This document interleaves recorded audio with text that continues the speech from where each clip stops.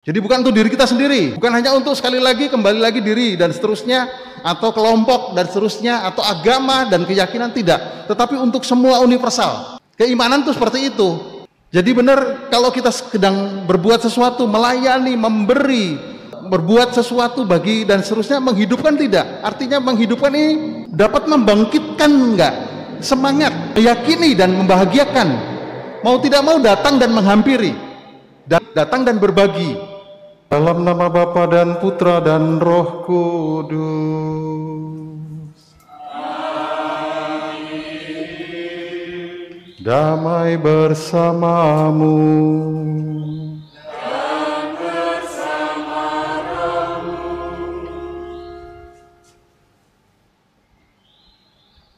Para Bapak dan Ibu, suster, bruder, saudara-saudariku yang dikasihi Tuhan Yesus, selamat pagi berkah dalam.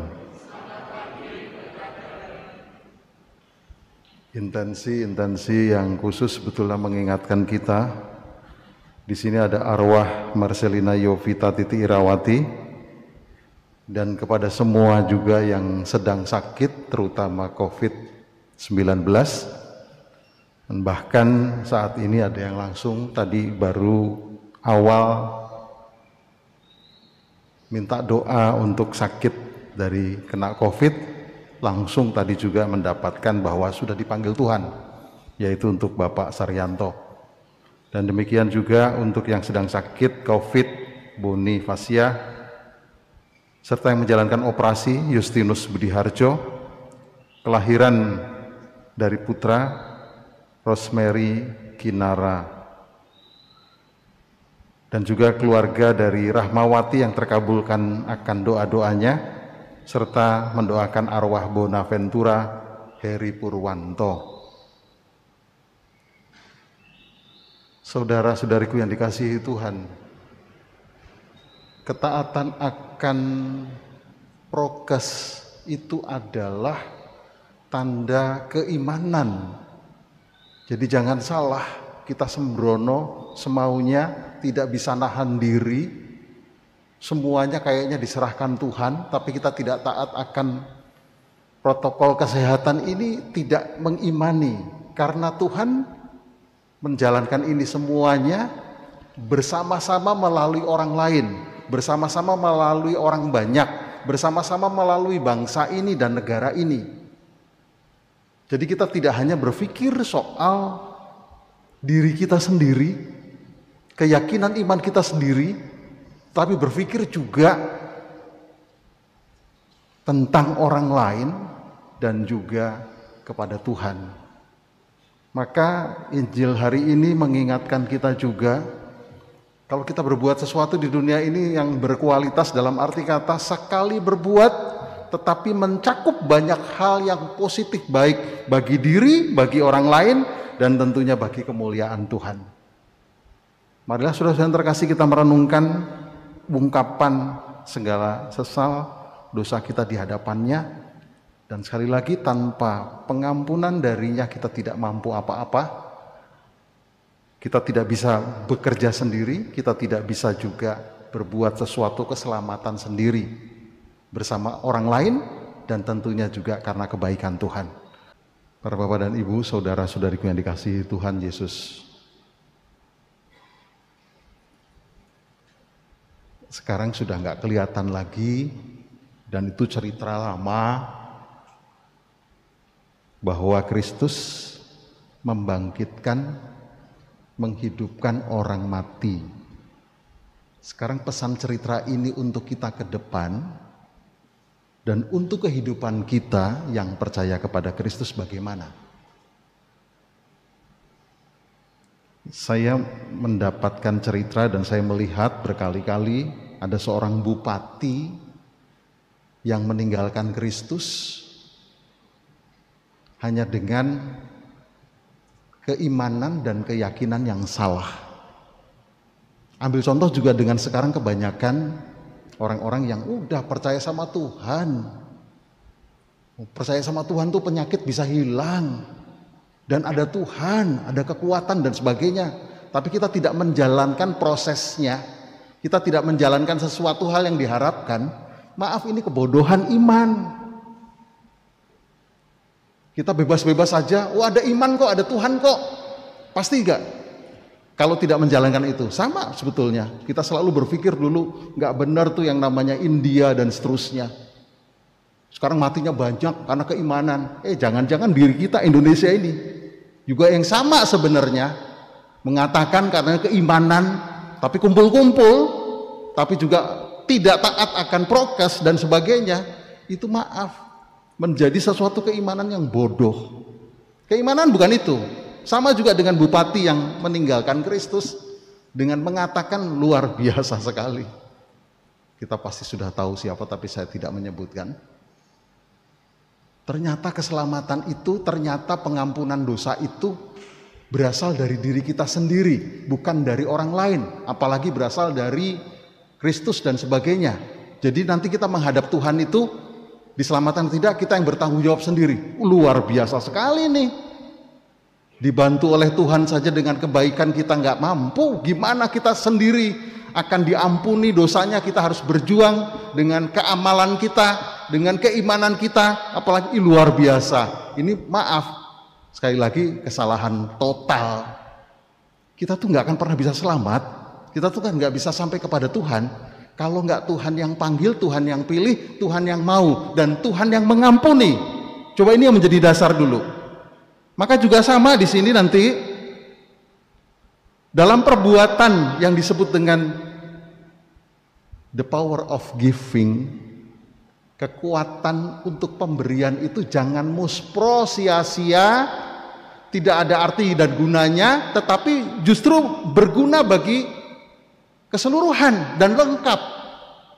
Jadi kalau kita berkeimanan juga harus lengkap, tidak hanya untuk keselamatan diri kita sendiri, maunya kita sendiri, berpikir sendiri, tanpa ada suatu kelompok atau juga tanpa ada sesuatu gereja atau kelompok yang sudah berpikir bersama-sama. Maka sama keimanan akan Tuhan itu tidak semau-maunya, tidak seenak dirinya sendiri. Gereja itu bersatu, bangsa itu bersatu, negara itu bersatu, sesama itu bersatu. Tidak bisa sendiri-sendiri. Demikian juga sekali lagi, kalau kita berbuat sesuatu yang baik, jangan sampai sia-sia. Maka di sini disebut dengan the power of giving. Saya pernah bercerita mungkin yang ini lengkap sekali. Jadi kalau kita memberi sesuatu, atau kita melayani sesuatu, kalau kita berbagi sesuatu, kalau kita sudah meluangkan segala-galanya untuk sesama dan sebagainya, itu menghidupkan. Menghidupkan siapa? Orang lain, diri kita, dan tentunya juga keimanan kepada Tuhan. Lengkap. Saya pernah cerita, ada seorang anak yang umurnya belasan, pengen nonton sirkus bersama bapaknya. Tiket sirkus satu orang $10. Sebut saja ini namanya Clark, anak ini. Dia sedang baris di belakang, lalu melihat ada sekelompok orang dari Timur Tengah. Anaknya banyak biasanya di Amerika itu. Orang Timur Tengah yang datang dan sebagainya, imigran, anaknya banyak. Anaknya ada 6. Jadi dengan bapak ibu, dia juga mau nonton di depan, berarti membayarnya harusnya $80 US dollar. Dia sudah bekerja membanting tulang, dipikirnya cukup uangnya, dia hanya bawa $60.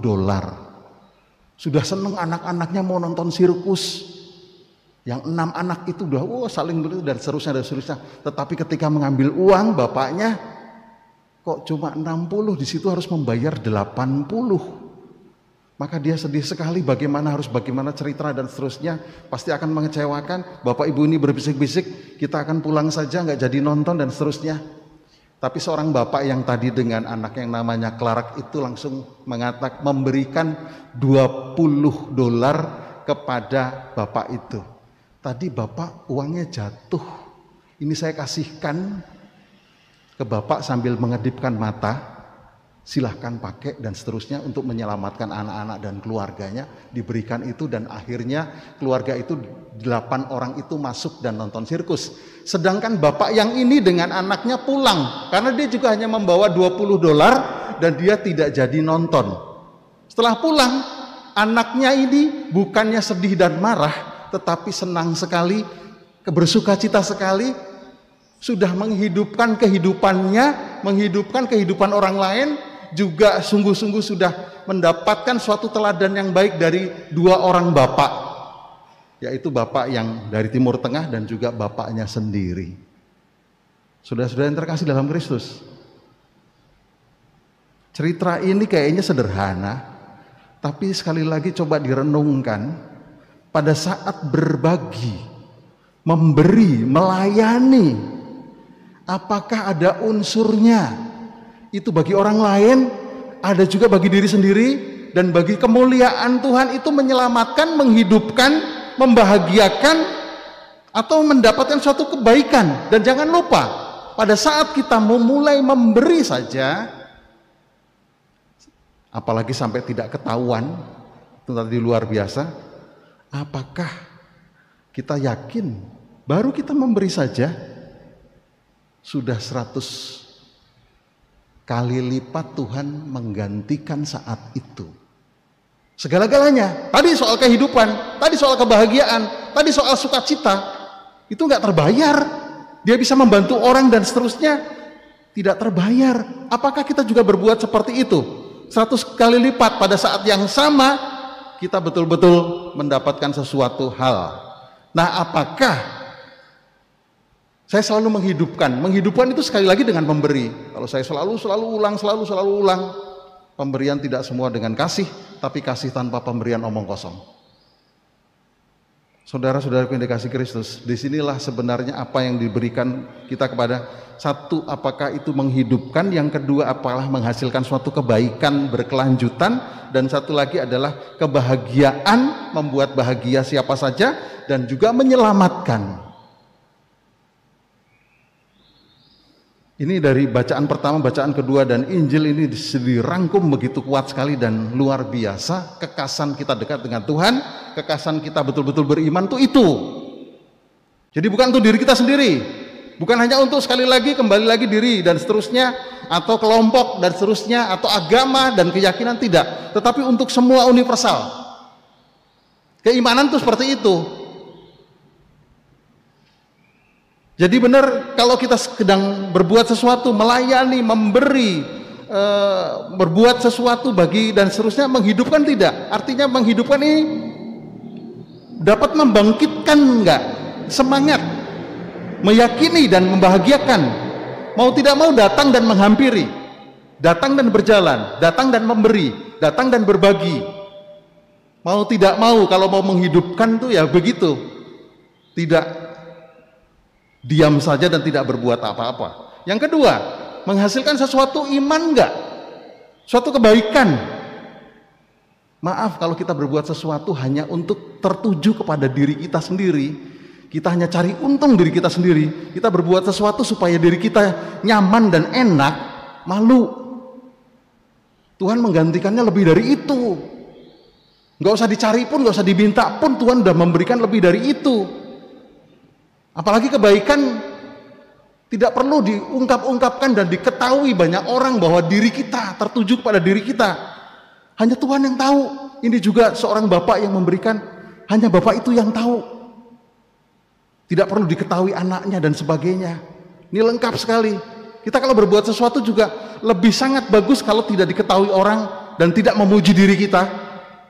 Tapi lebih kepada biar Tuhan, hanya Tuhan. Ini menghasilkan suatu kebaikan yang terus berulang, terlupakan bahkan oleh sesama, dan ikhlas. Menghasilkan itu tidak pemberian kita. Kalau hanya tertuju pada diri kita lagi, jangan-jangan kita meraih segala-galanya yang tidak sebanding, supaya kemuliaan nama kita agung dan baik, padahal kita hanya memberi secuil. Nggak adil itu, dan itu tidak baik dan tidak benar. Menghasilkan itu tidak. Lalu sama juga membahagiakan. Saya senang kadang-kala dengan semangatnya Pastor Carolus Omi. Saya tidak bahagia kalau saya tidak membahagiakan orang lain. Ini luar biasa suatu semangat prinsip. Jadi bukan tertuju pada diri, segala-galanya diri, supaya agung, mulia, besar, hebat, ketahuan dan seterusnya. Kita itu merugi. Jadi double dua-duanya. Buat diri kita bahagia, kita ikhlas, tetapi buat orang lain juga menghidupkan, menyemangati, dan juga membangkitkan. Jadi ini tadi di bacaan kedua juga dikatakan seimbang, damai. Bagaimana kita bisa bersyukur dengan keadaannya sebenarnya kurang. Bagaimana kita bersyukur sebenarnya dalam keadaan sebetulnya susah juga, tapi masih bersyukur, bersuka cita, senang, bisa berbagi dan membantu orang lain. Ini luar biasa berkualitas. Dan yang selanjutnya adalah apakah itu menyelamatkan? Jadi kalau yang namanya menyelamatkan, ya ada unsur pengorbanan salib. Ada unsur mungkin gak enak bagi kita, tetapi bisa membuat itu pengorbanan itu yang menyelamatkan. Jadi pemberian kita juga mungkin kita kurang, kita tidak punya, dan apalagi kalau kita punya, kita kurang punya juga, tapi kita yang penting orang lain bahagia, yang penting orang lain bisa nonton sirkus, baik, kita pulang saja, nggak apa-apa, kita masih bisa sabar nanti dan seterusnya. Ini unsur menyelamatkan. Apalagi soal pengampunan, nggak bisa dimulai dari diri kita. Pengampunan itu hanya kasih dari tempat lain, orang lain, dan dari Tuhan dan dari luar. Nggak ada kekuatan apapun dari diri kita untuk sekali lagi punya kekuatan segala-galanya, bahwa keselamatan, bahwa yang disebut juga dengan pengampunan itu bukan dari siapa-siapa, tapi dari diri kita sendiri. Nanti menghadap Tuhan kita yang bertanggung jawab sendiri, kita yang akan memperhitungkan semuanya sendiri.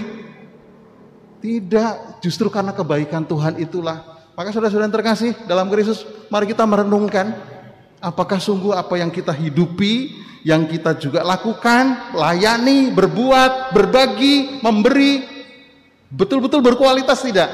Mencakup yang tadi semua itu, pada orang lain, pada diri kita, kepada Tuhan juga, dan juga tentunya memang harus tersembunyi, ini berkualitas.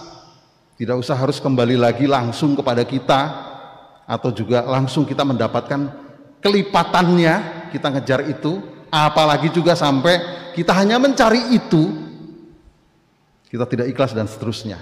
Lalu Tuhan menggantikan. Dan inilah sebenarnya yang sangat berharga dan bernilai. Kalau kita berjuang bisa menyelamatkan, berkorban memang, tanpa korban, tanpa salib, nggak berkualitas. Kalau kita semua hanya melayani supaya enak-enak saja, supaya saya nyaman juga, supaya saya tidak sakit hati, justru terbalik. Ketika kita berbuat baik tapi dihajar, kita berbuat baik tetapi ini menyelamatkan, ini berkualitas. Kalau hanya mau cari enak-enak nggak usah di sini. Saya melayani supaya saya dipuji, saya melayani supaya saya lancar, saya melayani supaya dan sebagainya. Saya memberi supaya dan seterusnya. Sekarang menjadi pertanyaan bagi kita, kapan terakhir Bapak Ibu melakukan suatu kebaikan, pelayanan, pemberian yang ikhlas, yang tanpa pamrih, yang penuh pengorbanan? Kapan? Baru tadi, kemarin, sering, jarang, atau nggak pernah? Mari kita renungkan bersama. Kita juga sekarang menyerahkan kepada Tuhan segala ketakutan kita. Kita berdoa kepada Tuhan, sekali lagi biar Tuhan yang memberikan, itulah keimanan, tapi kita juga harus sedikit sabar. Sedikit yang disebut dengan berjuang. Di sedikit juga mungkin agak susah, agak ada ketakutan dan sebagainya, supaya ini semuanya berkualitas karena Tuhan. Dan ingat, bukan untuk keenakan diri kita sendiri. Taatilah prokes. Bukan untuk keselamatan kita, untuk jaga kita dari sakit dan sebagainya. Kita hebat, imannya udah terlalu hebat mungkin, udah langsung percaya pada Tuhan gak apa-apa. Tapi orang lain banyak yang mati, banyak yang menderita karena kita. Mari saudara-saudara terkasih, kita selalu berpikir untuk yang positif, yang baik. Kapan kita terakhir melakukan sesuatu pemberian dengan menghidupkan orang lain, menyelamatkan orang lain, membahagiakan orang lain, dan demi kemuliaan Tuhan. Dan tentunya kita juga dengan ikhlas dan dengan bahagia dan sukacita berbuat itu. Amin. Nomor 1, saya hanya pengen sampaikan maaf tadi ya, saya ada kelewatan kudus ya, privasi dan kudus. Saya minta maaf karena bukan lupa tapi berjalan begitu saja. Tapi tadi ada tetap privasi, bukan privasi tapi lebih kepada konsekrasinya berjalan dengan baik. Jadi sah Anda menerima tubuh dan darah Kristus juga. Cuma saya minta maaf karena pikiran gimana dan sebagainya, akhirnya privasi dan kudus tadi terlewatkan. Ya kita mengucapkan dan doa kudus sendiri saja. Lalu yang pertama itu, yang kedua, Bapak Ibu semua,